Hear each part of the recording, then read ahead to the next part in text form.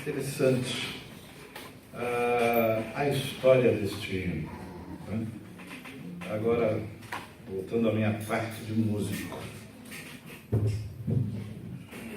Quando Lutero estava preso no castelo de Wittenberg, na época gerada como um singelo convite do príncipe, né? Convidando, por favor, vou te deixar aqui no calabouço do castelo, mas para guardar você. Ele viu a grande necessidade de fazer conhecida muitas coisas da palavra de Deus e o que ele fez? Compôs a letra deste hino. Mas ele precisava que o hino pudesse ser conhecido por todos ali da cidade de Wittenberg e arredores. Então ele começou a pensar na melodia.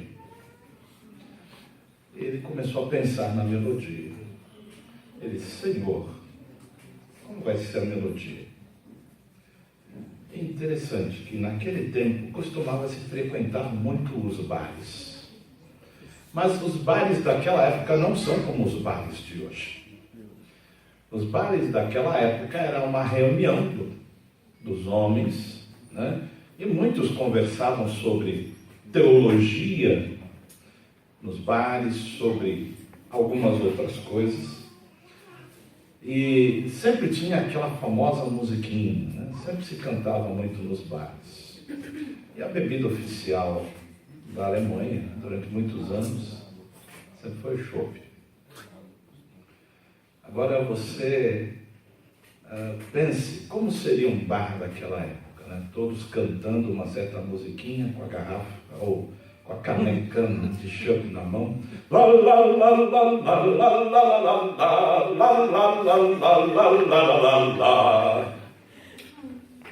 a melodia que veio na mente de Lutero? A que costumavam cantar nos bares.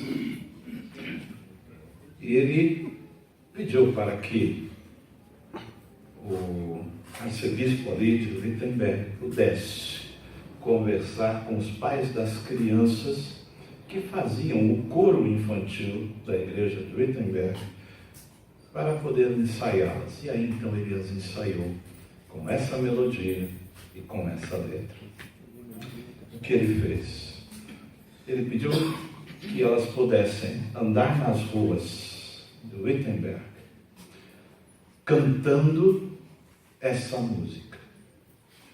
Agora imaginem os pais das crianças quando ouviram os seus filhos cantarem uma música de bar de cervejaria nas ruas da cidade, mas quando eles começaram a prestar atenção na letra, eles começaram a perceber uma grande diferença.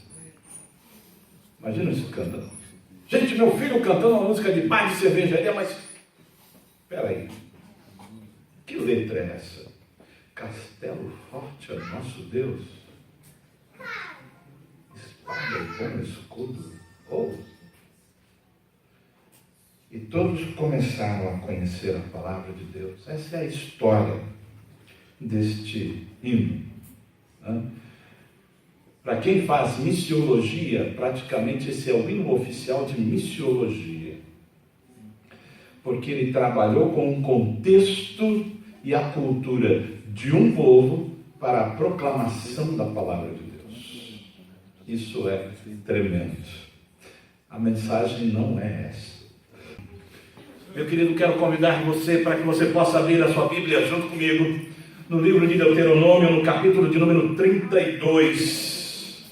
O versículo de número 35. Deuteronômio, capítulo de número 32.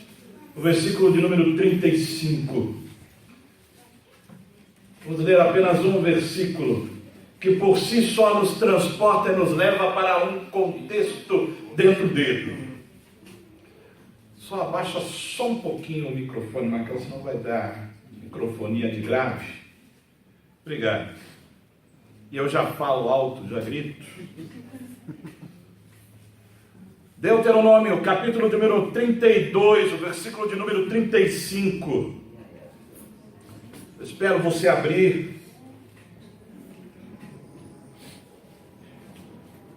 Amém? Amém. Glórias ao Senhor. Deuteronômio 32, verso 35, assim diz a palavra do Senhor: a mim pertence a vingança e a retribuição. No devido tempo, os pés deles escorregarão. O dia da sua desgraça está chegando, e o seu próprio destino se apressa sobre eles. Ao tempo, escorregará o seu pé.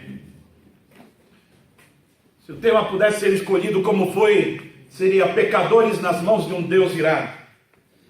Esse texto ele apresenta aqui algumas características, meu irmão. E essa característica é para mim e para você nessa manhã. Aqui a palavra do Senhor, ela está sendo proferida. E ela está dentro, no final de uma música, ao qual Moisés escreve, após receber uma palavra do Senhor. Ao qual essa palavra do Senhor começa sendo trazida a ele, no final do capítulo 31, dizendo: Moisés, breve você partirá, breve você morrerá, e Josué vai te suceder. Mas quando isso acontecer, este povo vai se corromper, esse povo vai sair fora da minha presença, esse povo vai voltar a pecar, esse povo vai preferir mais os prazeres do que a minha presença, esse povo vai preferir mais a idolatria do que a mim. Então, quando isso acontecer, vai acontecer isso que eu vou dizer para você.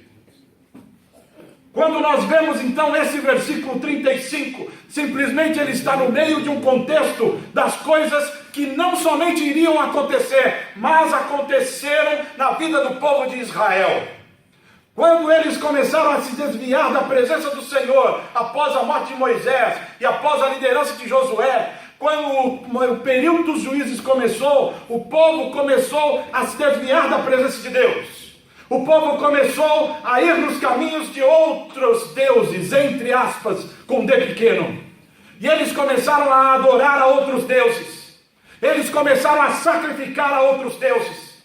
Eles começaram a ter prazer nas suas próprias coisas. Eles começaram a buscar seus próprios interesses. Eles procuraram a buscar seus próprios prazeres. Eles procuraram a buscar aquilo que agradava aos seus corações do que aos corações deles mesmos. Então por isso que o Senhor antecipadamente manda uma palavra dura. E essa palavra dura não é somente para aquele povo. E se eu oro ao Senhor e peço a Deus para que esteja abrindo os teus olhos, esteja abrindo o teu coração, também é para você nessa manhã. Meu querido, quem tem afastado você dos caminhos do Senhor, o que tem afastado você da presença de Deus, o que tem afastado você daquilo que dá prazer ao Senhor, vou dizer uma verdade especial para ti: o que muitas vezes dá prazer para você, dá desgraça para Deus. O que muitas vezes dá alegria para você, pode gerar uma tristeza e um terror tremendo no coração de Deus. Porque muitos dos nossos desejos são movidos pelo pecado. E Deus não compactua com o pecado. Deus não tem prazer no pecado. Não importa a ele o tamanho, a largura, a extensão. Pecado é pecado diante de Deus. E Deus estava falando isso para aquele povo. Ali Deus estava usando a sua onisciência. Ele sabia que aquele povo iria pecar. Ele sabia que aquele povo iria errar. Ele sabia que aquele povo iria falhar. Como ele também sabe hoje que haverá algumas vezes que você vai falhar, ou que talvez você está falhando. Meu querido irmão, esse versículo 35, ele traz algo que é uma realidade, e que muitos de nós hoje estamos tampando os nossos olhos para essa realidade.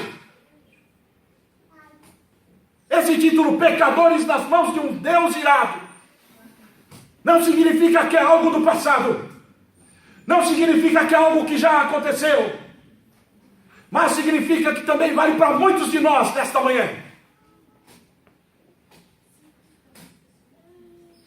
Como está a sua vida diante de Deus? Se é que ela está diante de Deus. agir e de pensar diante da palavra do Senhor? Ela tem te incomodado toda manhã? Ela tem feito você deixar de dormir? Ela tem se preocupado em mostrar a você o quanto você está errado ou o quanto você está longe da presença de Deus?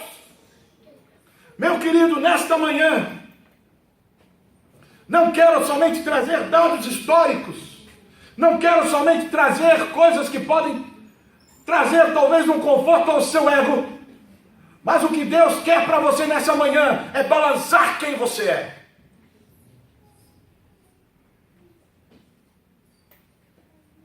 Deus de antemão falou ao povo de Israel que eles iriam se desviar, que eles iriam cair. Não somente com a intenção do que ele poderia fazer e iria fazer, mas também com a intenção de que o povo pudesse se desviar do seu caminho torto, do seu modo de vida retrógrado, pecaminoso, e andasse na presença de Deus.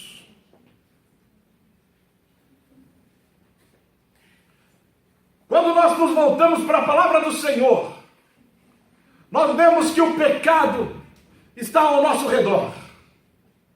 Satanás, à espreita, procura aqueles a quem ele possa tragar.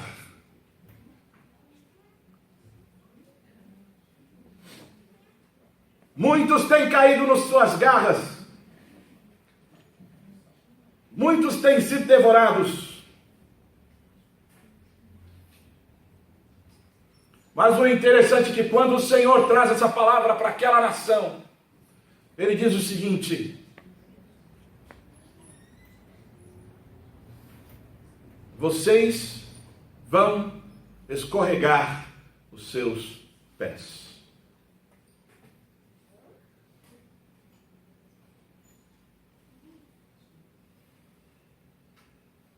Se você puder abrir sua Bíblia junto comigo no Salmo de número 73, no versículo de número 18. O Senhor vai confirmando isso pelo salmista. Salmo de número 73, no versículo de número 18. Traz essa confirmação e o destino daqueles que escorregam. Salmo 73, 18 diz assim a palavra do Senhor: certamente os pés em terreno escorregadio os põem em terreno escorregadio e os fazes cair na ruína.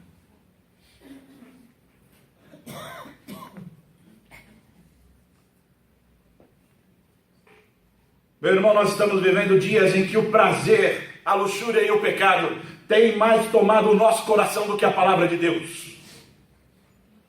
E temos deixado escapar e temos deixado de lado de que Deus, Ele age conforme a sua palavra. E temos nos atentado somente nas ações de Deus para benefício do homem. E não temos nos voltado nas ações de Deus para a repreensão e castigo do homem. Não, mas Deus, Ele é bondoso, Deus, Ele é caridoso, Deus, Ele é misericordioso. Meu querido, Deus também é justiça. Deus também age com atos de justiça sobre a vida do homem, que prefere andar longe da sua presença, que prefere andar longe dos seus caminhos, que prefere viver no pecado, que prefere viver disfarçado de crente dentro da palavra de Deus. Deus conhece os corações, Deus sabe o que vai no coração humano. E digo, não há nada que mantenha os ímpios um momento sequer fora do inferno, senão a boa misericórdia de Deus.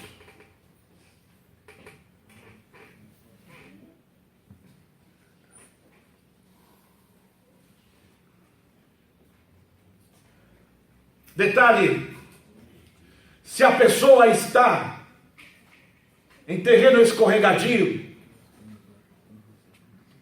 como por exemplo, você está numa rua, numa ladeira que tem muita lama, alguém precisa te empurrar para cair? Se alguém disser que precisa, está mentindo.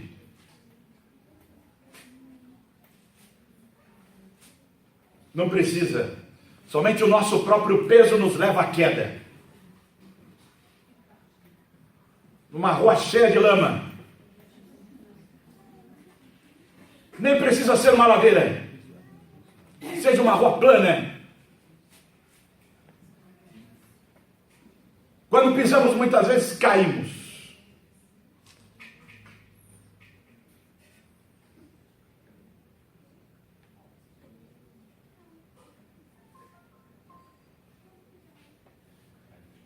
O pecado que habita em nós, dentro de nós, nos leva a essa queda.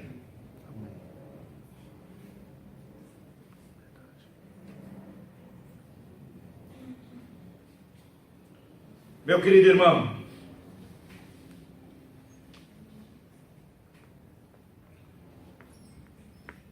gostaria de ir junto com você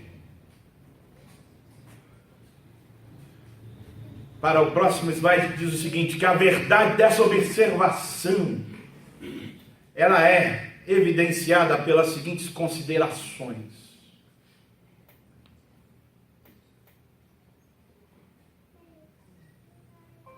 Meu querido, a primeira coisa, não falta poder para Deus para lançar os ímpios a qualquer momento no inferno.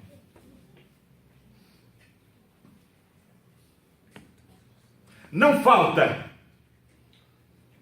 Deus é tão poderoso que Ele pode fazer isso a qualquer momento, a qualquer instante. E quando eu me refiro a ímpio, eu não estou me referindo somente àquele que tem a Cristo, mas também àquele que se diz ter Cristo, mas não evidencia na sua vida os frutos do Espírito Santo de Deus. Como tem sido nossas vidas mentirosas, enganosas, traiçoeiras diante de Deus?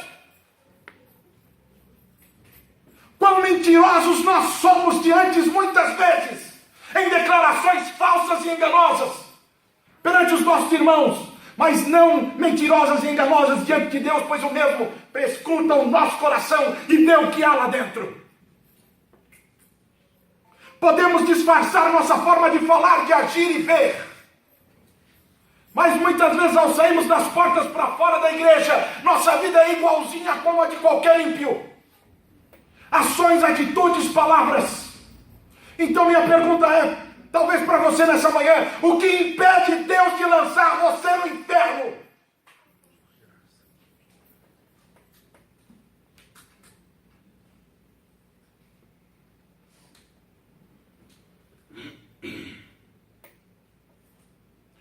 Quando Deus se levanta, e quando Deus age, não há força nesse universo que o possa deter. Os homens podem juntar suas mãos, podem se unir no mundo inteiro, podem levantar-se de uma forma tremenda, podem ser dirigidos talvez por um grande rei ou por um conjunto de reis, podem fazer qualquer coisa, mas perante Deus isso não é nada. É uma poeira solta no vento, é uma palha que jogada no fogo, ela logo se consome, não é nada. Então, como você pensa que pode escapar da ira de Deus? Como você imagina livrar-se das chamas do inferno? Sendo que a qualquer momento Deus pode abrir as portas do inferno e jogar você lá. Segundo, esses ímpios e pecadores, eles merecem ser lançados no inferno.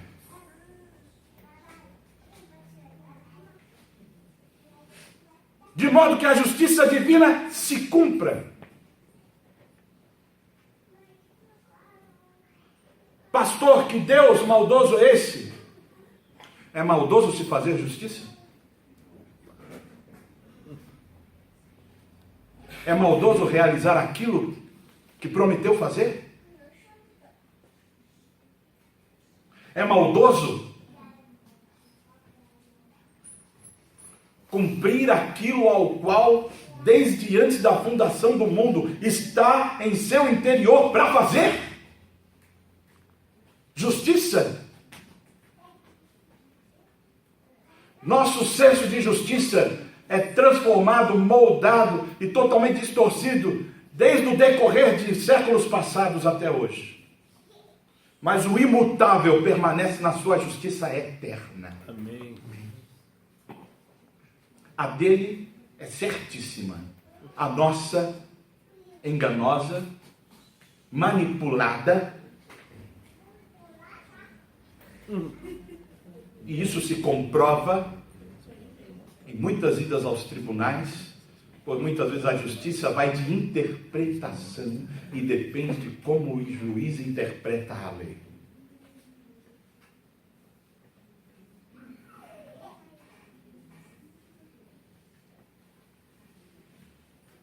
Merecem sim o inferno os ímpios. E esses que se julgam servo de Deus e na verdade estão longe da presença de Deus.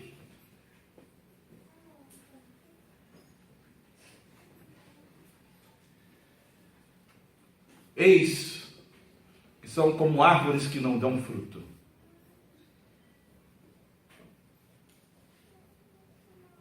Que só servem para uma coisa: serem cortadas, porque estão ocupando lugar na terra. Abra sua Bíblia em Lucas, no capítulo de número 13, no versículo de número 7. Isso é a palavra de Deus, meu irmão. Não é coisas que está saindo de um pregador que talvez tenha acordado um pouco nervoso esta manhã. Lucas capítulo 13, versículo 7.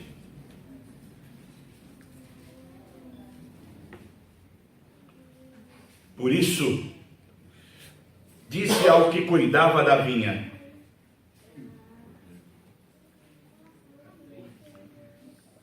capítulo 13, versículo 7.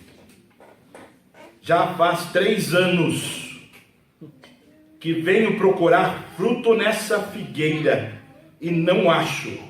Corte-a, por que deixá-la inutilizar a terra?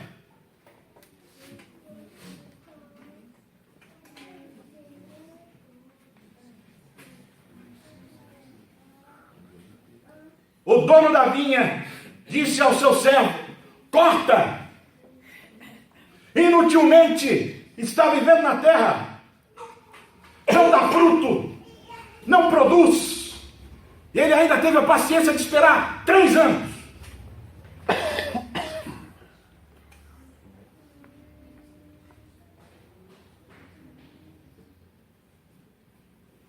O que nos impede, ou talvez o que impeça você, digo e repito, de ser lançado direto no inferno, é a mão poderosa de Deus. E ainda não é o tempo. Terceira coisa: esses ímpios, eles já estão numa sentença de condenação ao inferno. Não apenas merecem com justiça ser lançados lá, mas a sentença da lei de Deus, essa eterna e imutável regra da justiça que Deus fixou entre si e a humanidade, é posta contra eles.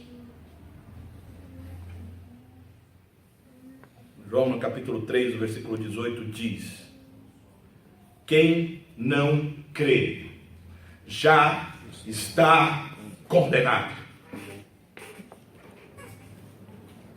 Aquele que não crê já está condenado.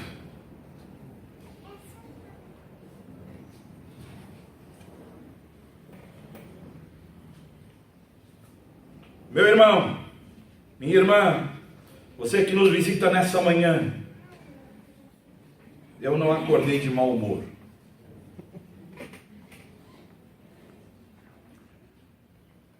Mas acordei com um senso de responsabilidade muito grande, pois a palavra de Deus tem que ser proferida. E se está doendo é porque o Espírito Santo de Deus está fazendo a obra.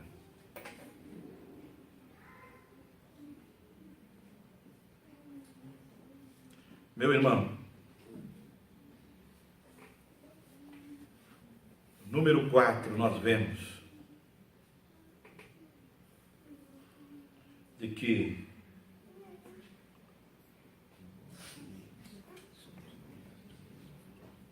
esses ímpios e aqueles que pensam estarem na presença de Deus e na verdade não o vivenciam, não andam, não praticam o que a sua palavra nos diz, esses já são objetos da ira e do furor do Senhor.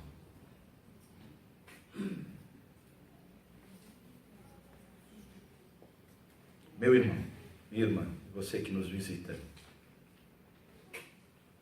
pode ter certeza, a ira de Deus é maior sobre você hoje do que daqueles que já estão no inferno. A ira de Deus é maior sobre a tua vida hoje do que na vida de Hitler, que já está no inferno, do que na vida de muitos outros que cometeram e viveram em pecado e já estão no inferno. A ira de Deus é maior hoje sobre você. Vem implacavelmente sobre você.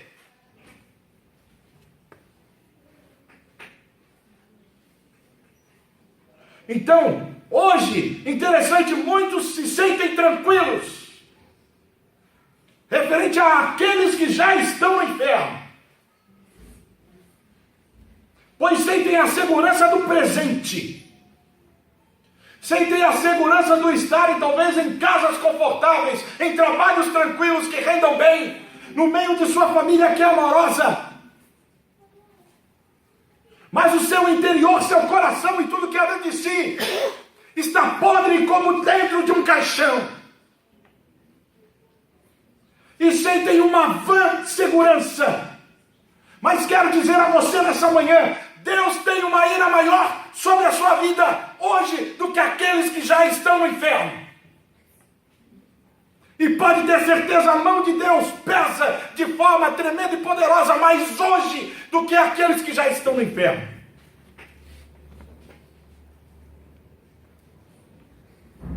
O diabo, número 5, ele já está pronto para cair sobre a vida de muitos. E isso já tem acontecido. Para possuir, tomar conta, ter posse, mas no sentido de posse eterna, para estar junto com ele no inferno. Isso é visto como se fossem bens de direito dele. Lucas, no capítulo de número 11, o versículo de número 12, diz o seguinte: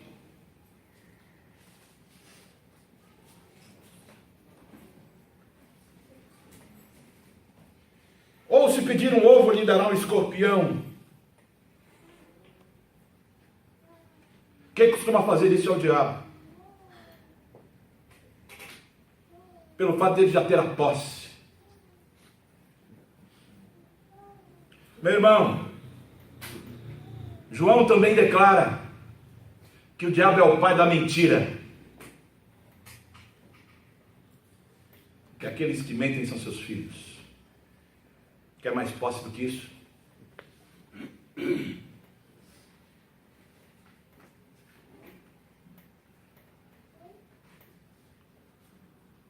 Meu irmão, a verdade é a seguinte: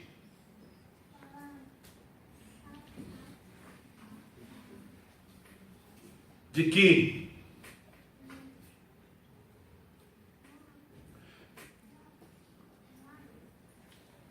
existem sementes malignas nos corações de muitos. E como o pecado contamina todo o corpo, essas sementes crescem no interior do homem. E dominam totalmente sua vida, seus desejos, seus prazeres, suas sensações, tirando toda a compreensão de certo e errado.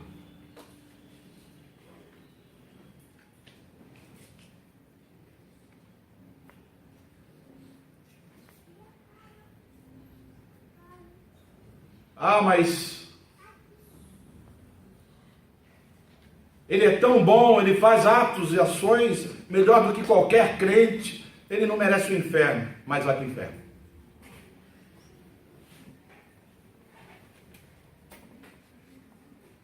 Ah, mas eu vou na igreja todos os domingos, frequento o culto de quarta-feira, vou até algumas mini vigílias.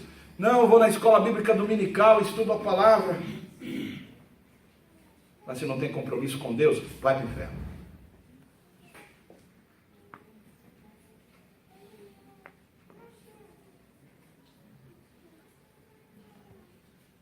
Isso é o que diz a palavra de Deus.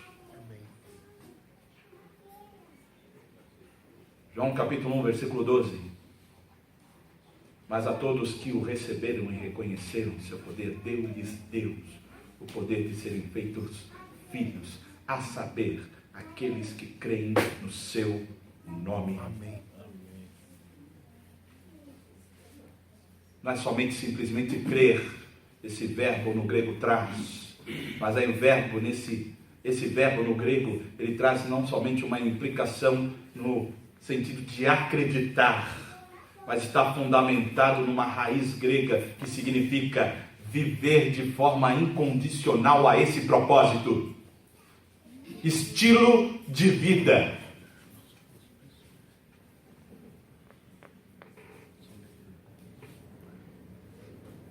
Pastor, o que é estilo de vida?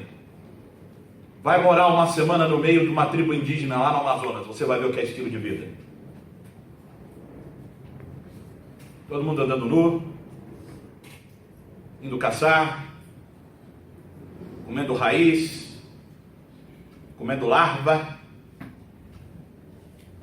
E eles acham aquilo a coisa mais tremenda do mundo. Isso é estilo de vida. Vai ficar 2 dias no meio de um iceberg lá na Antártica ou no Polo Norte, junto com os esquimós. O dia dura 6 meses, a noite mais 6 meses. Gelo, o dia e a noite inteirinha. Para se esquentar, comem gordura de foca. Não comem carne. Vegetais esquece.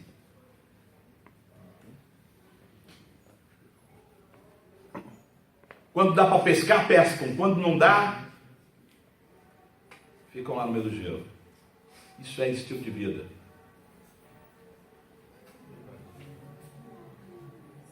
Qual que é o estilo de vida do servo de Deus? Pode ter certeza que é totalmente diferente do que você está vivendo hoje.